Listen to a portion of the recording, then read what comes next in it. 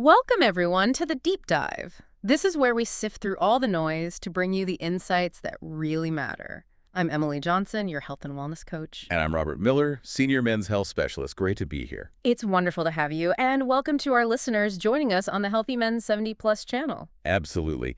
We know for many men, getting into your 70s and beyond, well, things can start to change. Yeah. Maybe erections aren't quite as strong as they used to be, or perhaps stamina fades a bit quicker. Or, those frustrating moments with bladder control start popping up more often. Exactly. It's common. Yeah. And the usual thinking is, well, that's just part of getting older, right?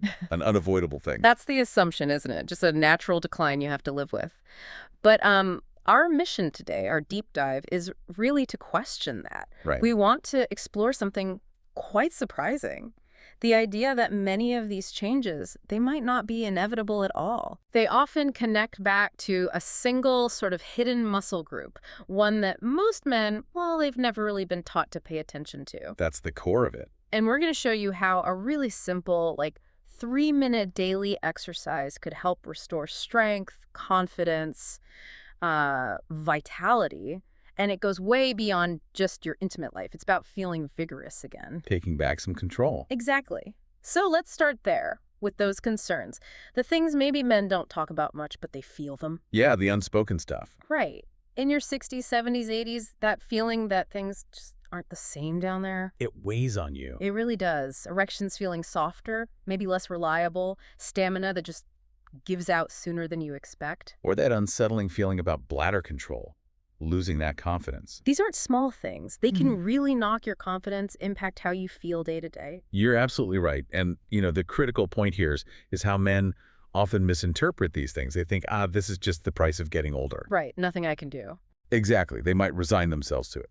Or maybe they try temporary fixes like pills or injections. Which don't really fix the root problem. Precisely. They offer maybe some short-term help, but the underlying issue, it's still there. And this leads to this quiet acceptance, this belief that decline is just the way it is. So if it's not just inevitable aging, what's actually happening inside the body? What's the real story? Well, the body is actually incredibly adaptable, much more than we often give it credit for, especially as we age. Okay. These changes, they're very rarely a life sentence. Often they're simply the result of specific muscles and the blood vessels around them getting weaker from, neglect. Neglect. Yeah, think about it like this. If you stopped using your arm muscles, what happened? They get weaker, obviously. Right. They lose strength, maybe definition. Simple tasks become harder. It's the exact same principle for certain crucial sort of hidden muscles vital for erections and for bladder control. So they just weaken over time if we don't use them intentionally. That's it. But here's the really encouraging part. These muscles, they can be strengthened. They can be rebuilt at almost any age. Really? Even in your 70s or 80s? Absolutely. We've seen it time and time again. Men who thought that part of their life was over, they rediscover not just the physical function, but this deep sense of confidence too. Okay, let's unpack that more. This hidden muscle group. What is it specifically? And why is it so often overlooked? Great question. We're talking about the pelvic floor muscles. Now, some individual muscles have, complicated names like the bulbocavernosus or the ischiocavernosus. Okay, maybe skip the Latin for now. Chuckles lightly. Fair enough. Let's keep it simple. Think of your pelvic floor as like a muscular hammock at the base of your pelvis. It supports your internal organs. A hammock, okay. Yeah. And within that hammock, certain muscles act like a combined pump and valve system. They help draw blood into the penis during arousal, and then, this is crucial, they help trap it there. Trapping the blood. Exactly. During arousal, these muscles contract. They create this sort of natural internal clamp. Like pinching a hose. Sort of, yeah. It traps the blood, builds pressure, and that's what creates a hard, full, long-lasting erection. Okay, that makes sense. But when these muscles weaken over time, that clamp isn't as strong. It's like a seal that's worn out. The pressure can't build properly, or it leaks away too quickly. Leading to softer erections, or ones that don't last. Precisely. That's often what men describe. It's not that your body forgets how to get aroused. It's that the muscles needed to sustain that response aren't strong enough anymore. Wow. So it really comes down to muscle strength. But these aren't muscles we think about working out at the gym. Not at all. And what's amazing is how much you use them without realizing it. every day. Like how? Bladder control, obviously, but also supporting your core when you stand up, bracing when you cough or sneeze, even lifting something. They're always working quietly in the background. Mm. But because nobody ever teaches men, hey, you need to train these specific muscles, they just weaken gradually over decades, just like any unused muscle. It's a missing piece of the puzzle. Yeah, it really is. But the good news, the really empowering part, is that strengthening them. It doesn't involve drugs or surgery or fancy gadgets. It just takes a few minutes, focused effort each day. Okay, that sounds promising. But, people might be skeptical. Is there real science behind this, not just theory? Oh, absolutely. That skepticism is understandable. It sounds almost too simple, right? A few minutes of flexing hidden muscles reverses years of change. Yeah, exactly. But this isn't some new fad. It's built on solid medical research. Decades of it. Okay, tell us about that. Well, take a key study back in 2005 from the UK. Researchers worked with men who were really struggling with erectile dysfunction. Right. They put them on a structured pelvic floor training program for just 3 months. And the results? Many saw significant improvements in rigidity, actually getting harder erections. Just from the exercise. Just from the exercises. And here's what was really striking. Some men who were initially classified as clinically impotent actually regained normal function. Wow, from impotent to normal function. That's huge. It was a game changer. It showed the potential, the capacity for these muscles to recover. So what came after that? Did other studies confirm it? They did. It really opened the floodgates for more research. For example, in 2014, Oxford University looked closer.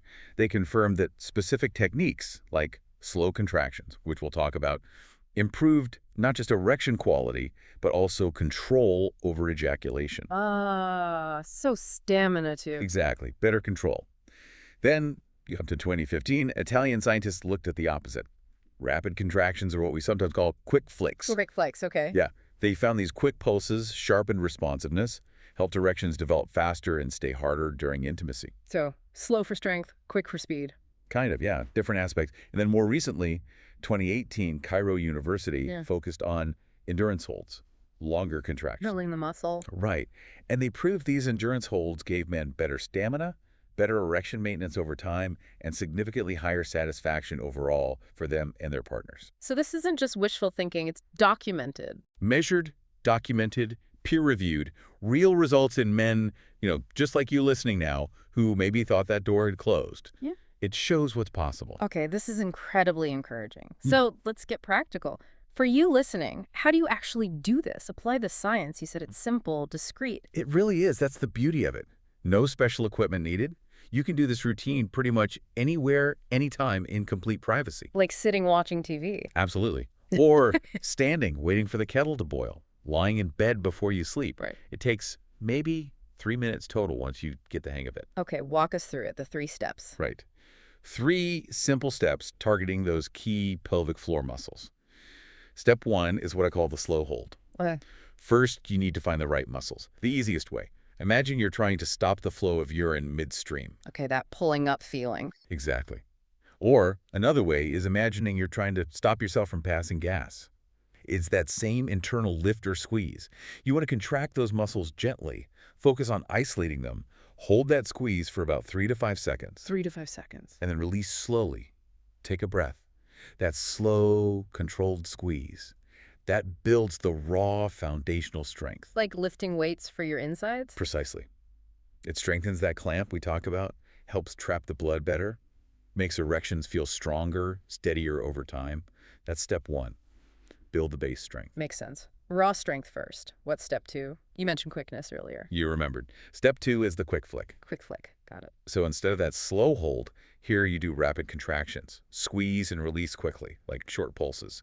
Aim for maybe 10 to 15 quick squeezes in a row. Okay, like fluttering the muscle. Yeah, that's a good way to put it. These quick flicks are vital because, well, real life arousal isn't just one long hold, right? Things change moment to moment. So these train the pelvic floor to respond instantly, sharpening that muscle memory, helping you achieve and maintain hardness faster when you need it.